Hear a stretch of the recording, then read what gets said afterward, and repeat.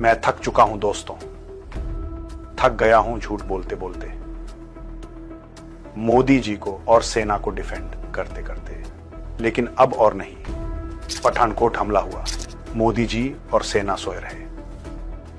पुलवामा में खून की नदियां बह गईं और अब पहलगाम का हमला, और मोदी बिहार में चुनाव की तैयारी में व्यस्त हैं। देश में लाशें गिर रही हैं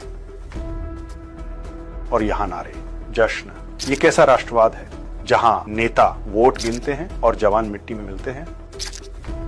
आज से सिर्फ सच बोलूंगा, और सच ये है, हमारी सेना ने आज तक एक भी आतंकवादी जिंदा नहीं पकड़ा, मुर्दा भी नहीं। आतंकी हमला होता है और कुछ दिन बाद मीडिया चुप, सरकार चुप, पता भी नहीं चलता असल में क्या हुआ।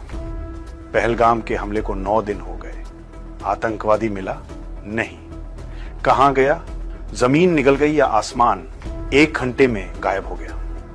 और हर बार पाकिस्तान पर इल्जाम। जंग की बात करते हो भाई, ट्राई तो किया था, याद है ना?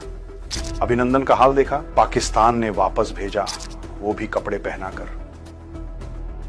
चाहता तो नंगा भेजता, लेकिन उन्होंने इज्जत रखी और हम उसे नेशनल हीरो बना दिया, जैसे कोई दुश्मन को हरा कर आया हो।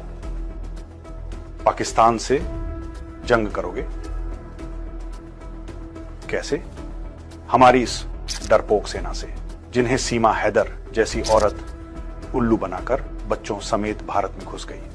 पहले अपने घर को संभालो। देश टूट रहा है, मणिपुर जल रहा है, नागालैंड अलग देश की बात करता है, तमिलनाडु, पंजाब, कश्मीर सब थक चुके हैं, अलग होना चाहते हैं। क्यों? क्योंकि इस देश में सच बोलने की गुंजाइश नहीं बची।